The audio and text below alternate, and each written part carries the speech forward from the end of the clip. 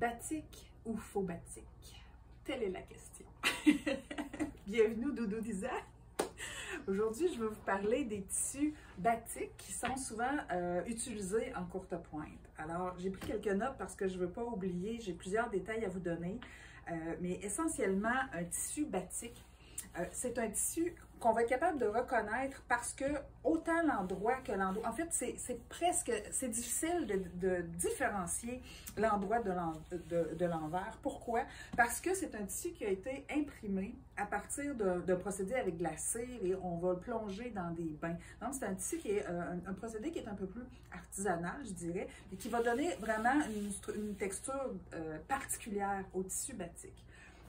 Et souvent, on peut avoir l'impression, il y a des tissus qui peuvent donner l'impression d'être des batiks et qui n'en sont pas. Alors, je vais vous montrer, dans ce cas-ci, c'est très facile de voir que ce n'en est pas un. Pourquoi? Parce que, regardez bien, l'envers. Alors, on voit clairement que ça, c'est un tissu qui est imprimé. Alors, c'est pas un batik de ce côté-ci, c'est clairement, là, de ce côté-là, on le voit clairement.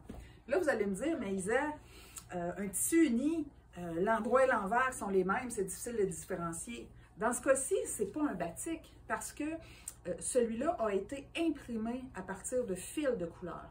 Donc, ce n'est pas un tissu blanc qu'on a imprimé, c'est un tissu qui a été tissé à partir de fils bleus dans ce cas-ci. Alors, ça, c'est vraiment la distinction.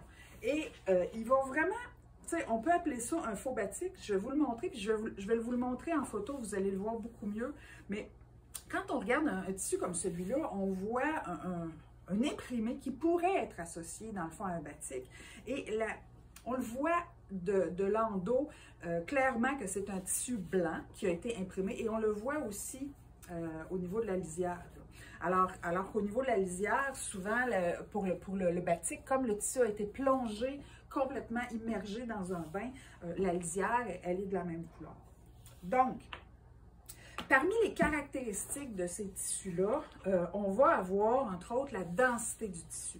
Notre batik va avoir une densité, c'est un tissu qui est beaucoup plus serré. Alors, on le sent là au niveau du toucher, c'est un tissu qui va être un peu plus rigide, je dirais.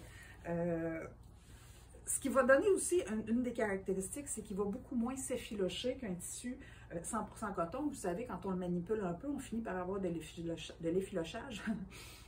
De ce côté-ci, on en a beaucoup moins. Les couleurs des batiks vont souvent être plus riches et avoir un style ou des imprimés qui sont vraiment particulières.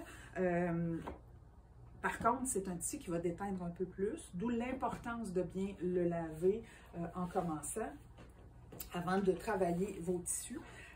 Et quand vous regardez, là je vous en présente deux ici, mais vous voyez là, que le visuel ou le motif là, est quelque chose de plus artisanal. C'est quelque chose qui va donner un style un peu plus artistique, je dirais. Donc, si vous cherchez à avoir quelque chose de vraiment unique pour vos projets, le batik est vraiment un choix vraiment intéressant.